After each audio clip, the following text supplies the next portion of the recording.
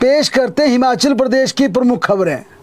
हिमाचल प्रदेश के कर्मचारियों के लिए एक बार फिर अच्छी खबर निकल कर आई है, क्योंकि राज्य की सुखविंदर सिंह सुक्खू सरकार अब सामान्य तबादलों पर लगे प्रतिबंध को हटाने के लिए तैयार हो गई है और इसके लिए तमाम उच्च अधिकारियों को निर्देश भी जारी कर दिए कि राज्य सरकार यहां पर ट्रांसफर से बैन को लिफ्ट करेगी और बड़े स्तर पर इस बार तबादलों में आपको बदलाव देखने को मिलेगा, क्योंकि जब से सुक्खू सरकार सत्ता में काबिज हुई है यहां पर बड़े स्तर पर शक्तियों को सेंट्रलाइज कर दिया गया था, यानी कि मंत्रियों के संबंधित विभागों में एक दो बार जरूर मिनिस्टर्स को ट्रांसफर्स की शक्तियां दी गई थी, लेकिन ये शक्तियां क्लास 3 और क्लास 4 के लिए थी। लेकिन अब राज्य की सुखविंदर सिंह सुक्खू सरकार ने फैसला लिया है कि इन शक्तियों को बांट दिया जाएगा, मंत्रियों को ज़्यादा पावरफुल किया जाएगा और राज्य सरकार का हर एक मंत्री अब पहले से ज़्यादा शक्तिशाली होगा, पावरफुल होगा। मंत्रियों को पूरी तरह से अपने विभागों में फ्री हैंड दिया जाएगा। इसके चलते अब जितने भी प्रदेश के मंत्री हैं अपने डिपार्टमेंट्स के तमाम तबादलों को लेकर अपने स्तर पर ट्रांसफर करने के लिए उन्हें अधिकृत कर दिया जाएगा। इसके अलावा डिपार्टमेंट के कंसर्न इश्यूज को लेकर भी फाइलें मुख्यमंत्री को जाने की बजाय मंत्री अपने स्तर पर उनका निपटारा करेंगे। मंत्री ही नहीं, राज्य सरकार ने अपने कांग्रेस के विधायकों के लिए भी एक कड़ा निर्देश जारी किया है कि उनके विधानसभा क्षेत्रों में कोई मंत्री या दूसरा विधायक हस्तक्षेप बिल्कुल नहीं करेगा। इस कड़ी में राज्य सरकार प्रदेश में जारी सामान्य तबादलों पर बैन हटाने जा रही है। इस आधार पर अब राज्य सरकार के मंत्री अपने विभाग के कर्मचारियों के तबादले कर सकेंगे। इसकी फाइलें मुख्यमंत्री कार्यालय में नहीं भेजी जाएंगी। इसके अलावा अपने विभागों में मंत्री मनपसंद के एचओडी यानी कि विभागाध्यक्ष भी मंत्री अपनी पसंद के लगा पाएंगे। यहां पर तय हुआ है कि चीफ मिनिस्टर डीसीज और एसपी को लेकर फैसला करेंगे।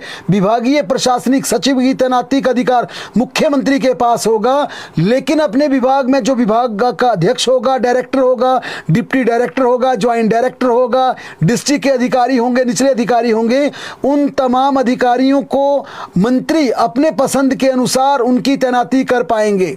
इस पूरे मामले को लेकर मुख्यमंत्री सुखविंदर सिंह सुक्खू ने खुद इसकी पुष्टि करते हुए कहा कि सरकार मंत्रियों का दायित्व और ज्यादा बढ़ाने जा रही है। सीएम का कहना था कि मंत्रियों के अलावा विधायकों को और ज्यादा उनका दायित्व सौंपा जाएगा, उन्हें स्ट्रॉन्ग किया जाएगा। इसके लिए मंत्रियों को अपने विभागों में फैसले लेने के लिए पूरी तरह से छूट दी जाएगी। कर्मचारी तबादलों पर भी उन्हें पूरी तरह से शक्तियां दी जाएंगी। विधायकों को भी संबंधित विधानसभा क्षेत्रों में किसी दूसरे का हस्तक्षेप न करने के निर्देश दिए गए हैं। विकास कार्यों से लेकर विधायक के अधिकार क्षेत्र वाली शक्तियों में किसी का दखल नहीं होगा, यह मुख्यमंत्री ने कहा है। उल्लेखनीय है कि हिमाचल प्रदेश में कर्मचारी के तबादलों पर पूरी तरह से प्रतिबंध लगा हुआ है। हालांकि 1.5 साल के कार्यकाल में कुछ समय के लिए क्लास 3, क्लास 4 कर्मचारियों के तबादलों की मंत्रियों को छूट जरूर दी गई थी, लेकिन तब भी फाइलें, बड़ी स्तर की फाइलें सीएम को जाती थी। इसके अलावा कर्मचारियों के तबादलों की हर एक फाइल सीएम ऑफिस तक आती थी। मंत्रियों के संबंधित विभागों के अधिकतर मामले भी चीफ मिनिस्टर ऑफिस से रूट होते थे। 1.5 साल के कार्यकाल के अनुभव के आधार पर अब राज्य सरकार ने अपने मंत्रियों को फ्री हैंड देने का मन बनाया है। इसके लिए यह भी कहा जा रहा है कि 3 विधानसभा सीटों के उपचुनावों के बाद हिमाचल प्रदेश की सुक्खू सरकार मंत्रियों के विभागों में भी फेरबदल कर सकती है। माना जा रहा है परफॉर्मेंस के आधार पर कुछ मंत्रियों को बड़े महकमे दिए जा सकते हैं।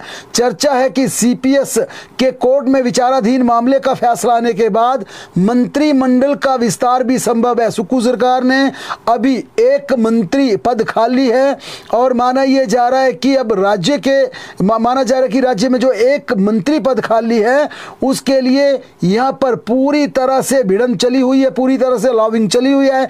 दिल्ली हाई कमान भी अब हिमाचल प्रदेश के मामलों को लेकर प्रोएक्टिव हुआ है और इस कड़ी में अब कांगड़ा एक प्रबल दावेदार है, कुल्लू प्रबल दावेदार है। लेकिन मुख्यमंत्री और केंद्रीय हाईकमान की चर्चा में यह भी तय हुआ कि विधानसभा उपचुनावों और लोकसभा परफॉर्मेंस इसका भी आंकलन किया जाएगा और मंत्रियों के अपने डिपार्टमेंट का आंकलन किया जाएगा जाएगा, विधायकों के 1.5 साल के कामकाज का आंकलन किया जाएगा, क्षेत्रीय और यहां पर जातीय संतुलन को भी साधने का प्रयास किया जाएगा।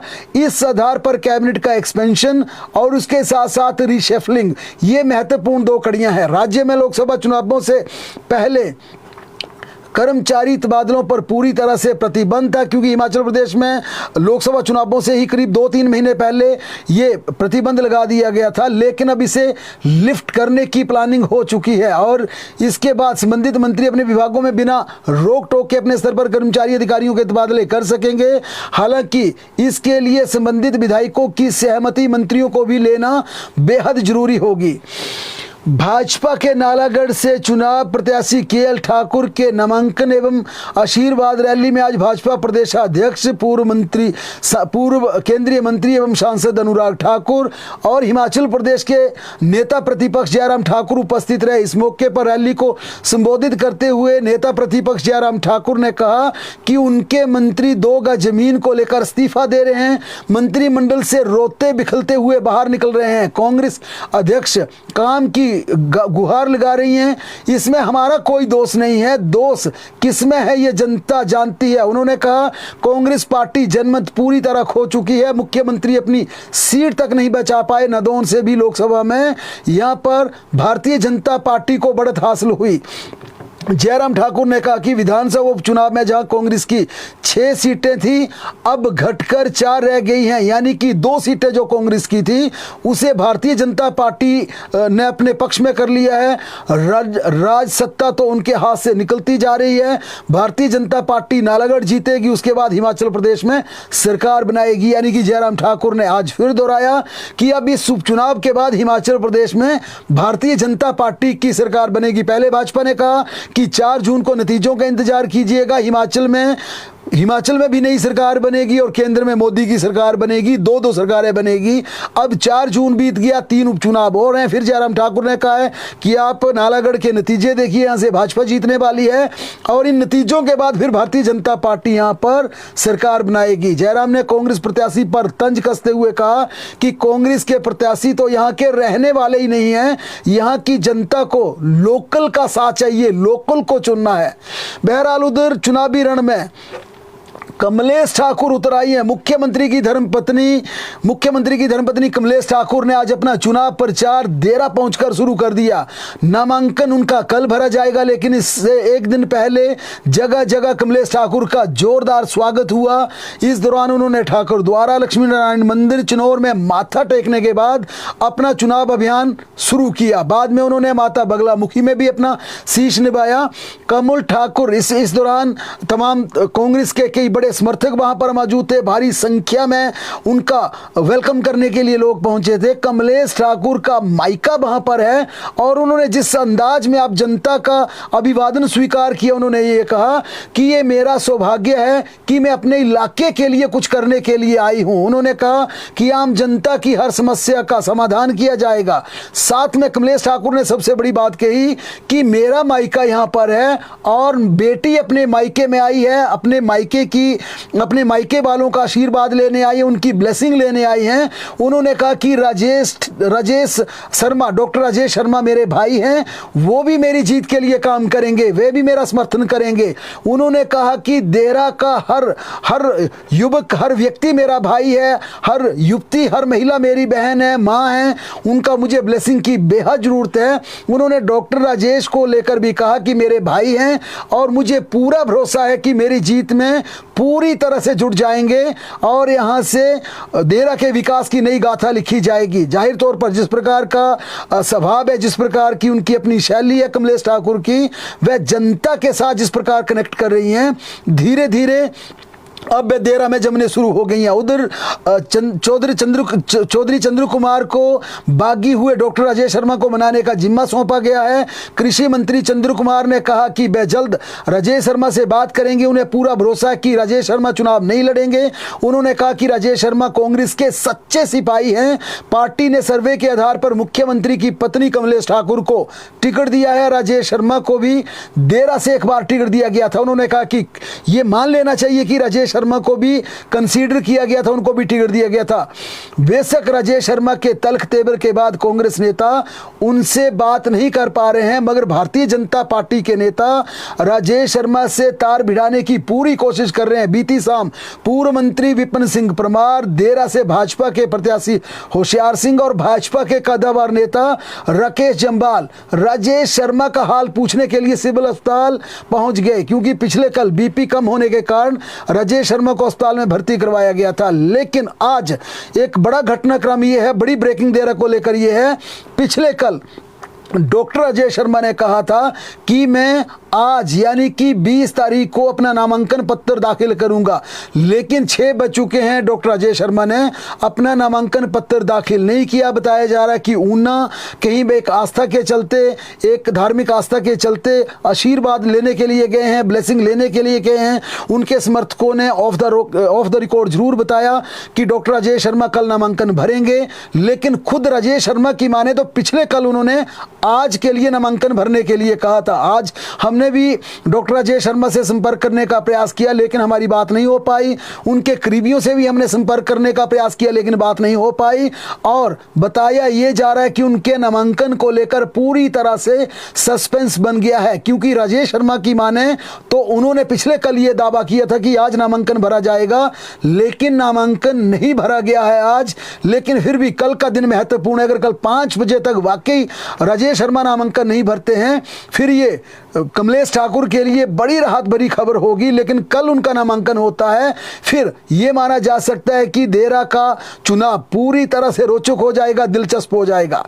कल नामांकन पत्र कमलेश ठाकुर अपना दाखिल करेगी, शक्ति प्रदर्शन के साथ उनका नामांकन होगा। सीएम सुक्खू समेत कई दिग्गज मंत्री व विधायक कल देरा पहुंच रहे हैं, कमलेश ठाकुर के नामांकन समारोह में हिस्सा लेंगे।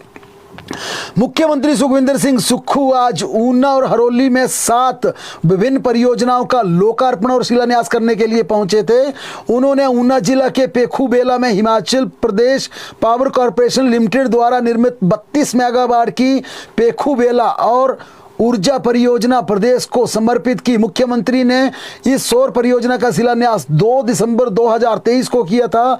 करीब 4 महीने के भीतर 15 अप्रैल यानी कि 15 अप्रैल 2024 को इस परियोजना में उत्पादन शुरू हो गया था, जिसका मुख्यमंत्री ने आज विधिवत उद्घाटन कर दिया। इसके अलावा सीएम सुक्खू ने पंजुआना में प्रशासनिक और टाउनशिप ब्लॉक से कुठेड़ बीट में बल्क ड्रग पार्क की फैक्ट्री गेट तक 42 करोड़ रुपए की निर्भर से होने वाले संपर्क मार्ग, 73 करोड़ रुपए से निर्मित होने वाले प्रशासनिक और आवासीय ब्लॉक ड्रग पार्क का ड्रग परियोजना, 1444 करोड़ रुपए की लागत से पेलियां गांव में बल्क ड्रग पार्क स्थल के लिए 10 MVA बिजली आपूर्ति और हिमाचल प्रदेश राज्य विद्युत लिमिटेड के लिए 132-33 केवी सब स्टेशन, समीप टाहलीवाल में 15 करोड़ रुपए की लागत से 132 केवी 100 MVA सब स्टेशन 50 MVA की अधिकतम सीमा के साथ स्थापित करने का भी वहां पर उन्होंने ऐलान किया। इसके अलावा उन्होंने कई महत्वपूर्ण घोषणाएं ऊना जिला और हरोली क्षेत्र के लिए की। हिमाचल प्रदेश देवभूमि का एक ऐसा मामला जिसने प्रदेश को एक बार फिर झकझोर कर रख दिया है।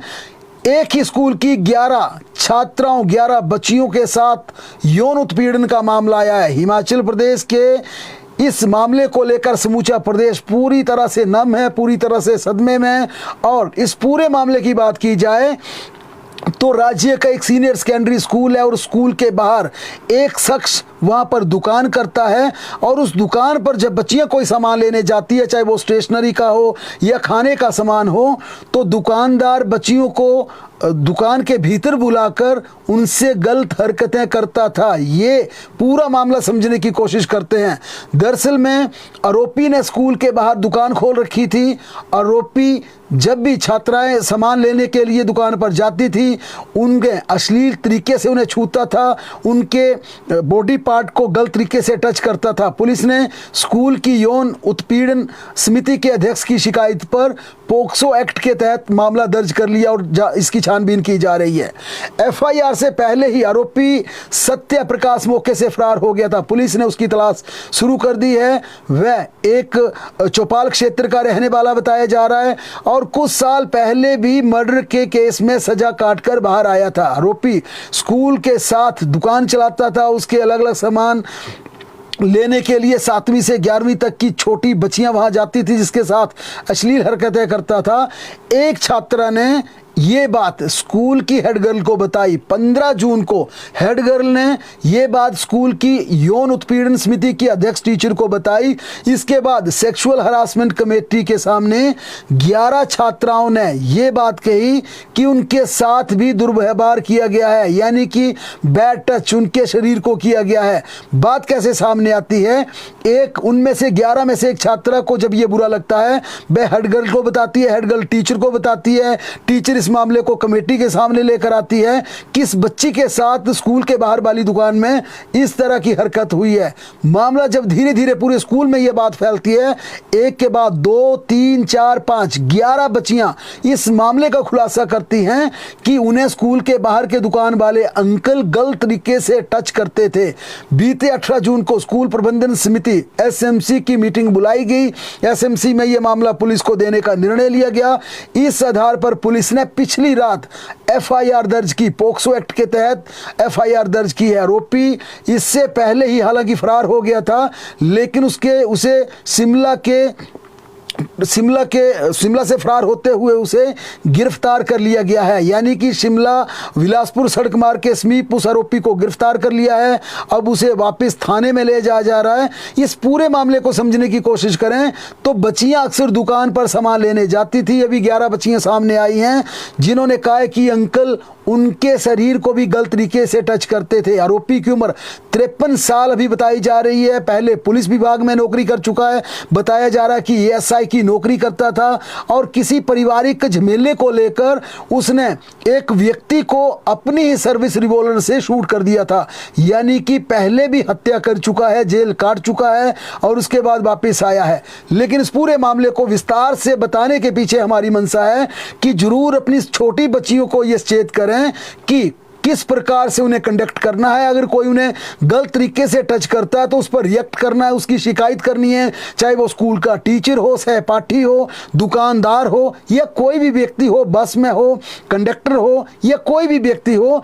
ये बच्चों को जागरूक करना बेहद जरूरी है, बच्चियों को, कि किस प्रकार का कंडक्ट करना है और सामने वाला किस प्रकार से उनके साथ व्यवहार करे। और ये सबसे ज़्यादा माताओं का दायित्व बनता है, अपनी बच्चियों को बताएं कि कोई भी व्यक्ति जब उनसे बात करता है, खासकर मेल, तो उन्हें किस प्रकार से डिस्टेंस बनाना है, कितनी दूरी पर रहना है, और अगर उन्हें वो टच करने का कोई प्रयास करता है तो रोकना है, बताना है कि आप दूर से बात कीजिए, आप शरीर को छूकर ही बात नहीं कर सकते। क्योंकि ये पूरा मामला अभी तक पोक्सो एक्ट में दर्ज हुआ है। बच्चियों ने अभी तक ये कहा है कि उनका यौन उत्पीड़न हुआ है, उन्हें गलत तरीके से टच किया जाता था। जाहिर तौर पर इसमें कोई रिलेशनशिप बिल्डअप की बात होगी तो बाद में 376 भी ऐड हो सकती है, लेकिन ये तमाम इन्वेस्टिगेशन का मामला है, बाद का मामला है, बाद की बातें हैं।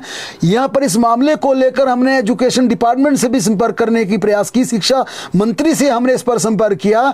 क्या इस तरह की वारदातों को या जागरूक प्रदेश के बच्चों को, बच्चियों को जागरूक करने के लिए राज्य सरकार, एजुकेशन डिपार्टमेंट क्या प्रयास कर रहा है? इस पर कहा गया कि स्कूलों में गुड टच व बैड टच पर सख्त निर्देश दिए जाएंगे।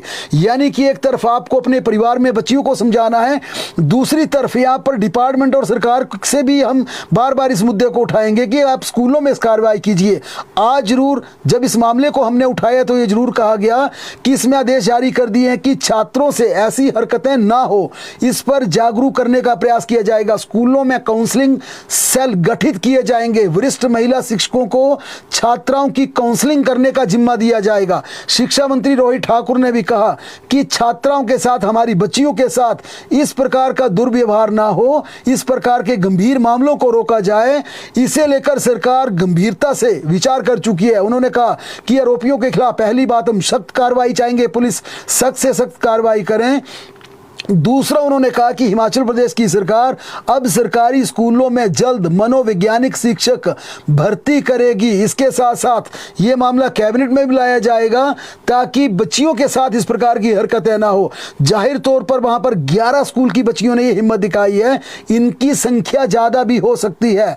बच्चियों ने डरते हुए भी ये कहा कि उनके शरीर को टच किया गया है, हरकत इससे आगे भी बढ़ी हुई हो सकती है। बहरहाल इन्वेस्टिगेशन का मामला, लेकिन इस स्कूल के मामले को पूरी तरह से समझते हुए हमारा यह दायित्व बनता है कि हम जागरूक करें, अपने बच्चों को जागरूक करें, आसपास की बच्चियों को जागरूक करें कि आपसे जब भी कोई बात करता है आपको एक दूरी पर रहकर बात करनी है, कोई भी आपके शरीर को टच ना कर पाए, इसके लिए बच्चियों को जागरूक करना है। बहरहाल अब हर स्कूल में महिला मनोवैज्ञानिक शिक्षक की तैनाती की जाएगी जो छात्राओं की काउंसलिंग करने के साथ बैड व गुड टच के बारे में बताएंगे, क्योंकि बेहद महत्वपूर्ण है। बच्चियों को यह पता होना चाहिए कि जब उनके शरीर को कोई टच कर रहा है, चाहे वो उनके पिता हैं, भाई हैं, माँ हैं या उनका गाँव का व्यक्ति है या सहपाठी है, बैड टच और गुड टच क्या है, यानी कि अच्छी नीयत से शरीर को टच करना और बद नीयत से टच करना क्या है, ये बच्चों को जागरूक करना बेहद जरूरी है। आज हमारे बुलेटिन का मेन थीम भी यही था।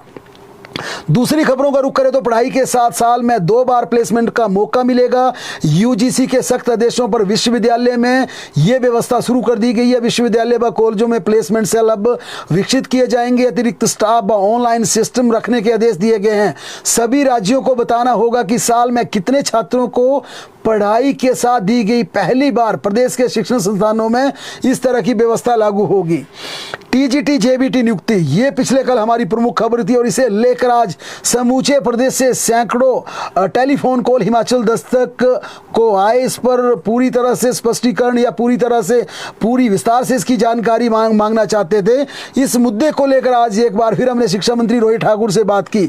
शिक्षा मंत्री ने साफ तौर पर कहा कि राज्य सरकार ने जेबीटी, बैच वाइज और टीजीटी की अपॉइंटमेंट का प्रोसेस शुरू करने के लिए डिपार्टमेंट को आदेश जारी कर दिए हैं। रोहित ठाकुर का कहना था कि 1 जुलाई से हम जेबीटी तथा टीजीटी को हम अपॉइंटमेंट लेटर देना शुरू कर देंगे, लेकिन कंडीशन यही रखी गई है कि पहली अपॉइंटमेंट यानी कि जो नए शिक्षक हैं उन नए शिक्षकों को पहली अपॉइंटमेंट वहां दी जाएगी जहां पर कोई भी टीचर नहीं है। प्रदेश के 400 के करीब ऐसे स्कूल हैं जहां पर कोई टीचर नहीं है, उन स्कूलों पर यह नई अपॉइंटमेंट दी जाएगी, नए शिक्षक तैनात किए जाएंगे। इसके अलावा दूसरा, करीब हजारों की संख्या में ऐसे स्कूल हैं जहां पर सिर्फ एक टीचर है लेकिन जरूरत 2 या 3 टीचर्स की है, यानी अपॉइंटमेंट उन स्कूलों में दी जाएगी। को जो नए टीचर लगने वाले हैं उनको उनकी सहूलियत के बजाय जनता की सहूलियत यानी कि कहां पर टीचर्स की जरूरत है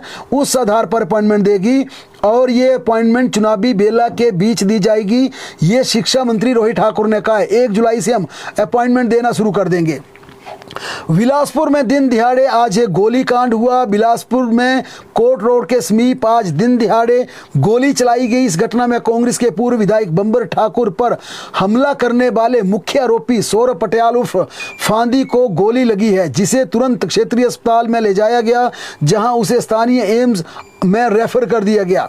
हमलावरों ने पिकअप में सवार होकर सौरभ पटियाल और उसके साथियों पर उस समय हमला किया जब वे न्यायालय से पेशी भुगतने के बाद वापस लौट रहे थे।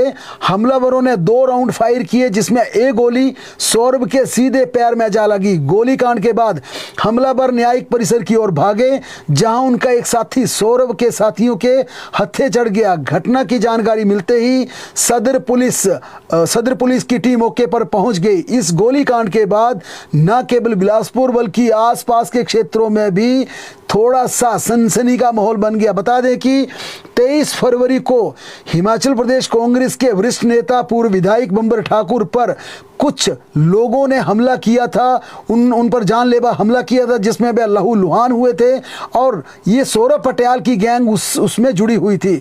हमला उसमें हुआ था जब वे जावली में रेलवे प्रोजेक्ट का काम कर रही डीबीएल कंपनी के पास गुजर रहे थे। इस गोलीकांड को अंजाम देने वाले 34 साल के सन्नी गिल निवासी किरा मोहल्ला लुधियाना तहसील व जिला लुधियाना पंजाब को पुलिस ने गिरफ्तार कर लिया। यानी कि जो शूटर था, पंजाब का शूटर था जिसने 100 गोलियां चलाई, उसे गिरफ्तार कर लिया। अब सौरभ के बयानों के आधार पर और टेलीफोन कॉल डिटेल के आधार पर पूर्व विधायक के बेटे की तलाश पुलिस कर रही है, क्योंकि उस शूटर ने कहा है कि उसकी किससे बात हुई, इसके पीछे की पूरी कहानी क्या है। इस प्रकार के कई इनपुट पुलिस को मिले हैं, लेकिन अभी तक तलाश जरूरी है। पर पुलिस का भी यह कहना है कि पूछताछ के बाद ये स्पष्ट हो पाएगा क्या वाकई ही जो शूटर हैं उनके तार क्या वाकई ही नेता के बेटे से जुड़े हैं, या सिर्फ यहां पर सिर्फ बदनाम करने की साजिश चल रही है। क्योंकि पूर्व विधायक के बेटे यहां पर पूरी तरह से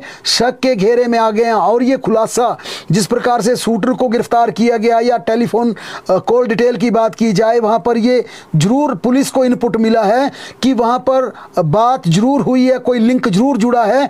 लेकिन अभी तक जब तक पूर्व विधायक के बेटे को हिरासत में नहीं लिया जाता, पूछताछ नहीं हो जाती, कोई ठोस एविडेंस सामने नहीं आ जाता, तब तक कुछ भी कहना जल्दबाजी है। लेकिन शक के घेरे में पूर्व विधायक का बेटा जरूर आया। बता दें कि शूटर ने बंबर ठाकुर पर हमला करने वाले मुख्य आरोपी पर गोली दागी है। गोलीकांड में घायल सौरभ पटियाल ने इससे पहले भी अपनी जान को खतरा होने का अंदेशा जताया था। इसके लिए वे मीडिया के सामने भी आए थे कुछ दिन पहले।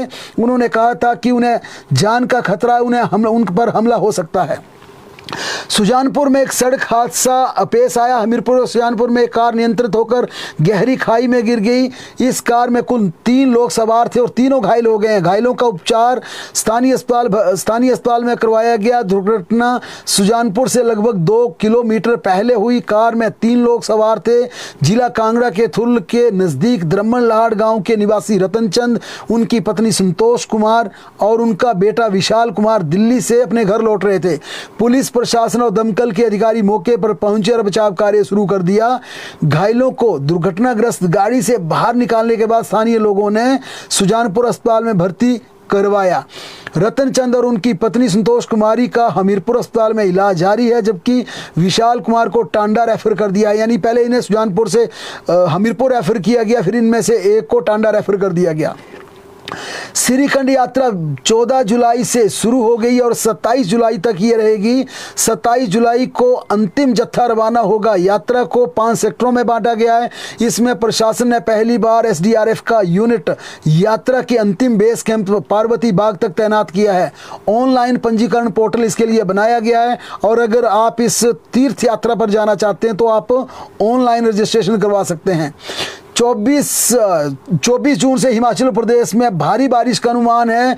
25 को प्री मानसून की हिमाचल प्रदेश में एंट्री हो जाएगी, यानी कि 24 को भारी बारिश के बाद हिमाचल प्रदेश में झमाझम बारिश का मौसम जारी रहेगा। 28 को मानसून प्रवेश कर जाएगी, ये बड़ी खबर है। यानी कि 28 को विधिवत रूप से मानसून की एंट्री हो जाएगी और 25 को प्री मानसून एंटर करेगा। बारिश के बाद पिछले कल जिस प्रकार से प्रदेश के कई हिस्सों में जबरदस्त बारिश हुई, उसके बाद मैदानी इलाकों में गर्मी की उमस जारी है। ऊना, हमीरपुर, बिलासपुर में इसका असर देखा गया। पहाड़ों पर बारिश के बाद गर्मी से राहत जरूर हुई है। प्रदेश के अधिकतर हिस्सों में पिछले कल बारिश हुई थी। 22 व 23 जून को मौसम साफ रहेगा, लेकिन 24 जून से रफ्तार पकड़ने वाली है बारिश। 25 को प्री मानसून, 28 को मानसून पहुंच जाएगा और इस मानसून की खुशखबरी के साथ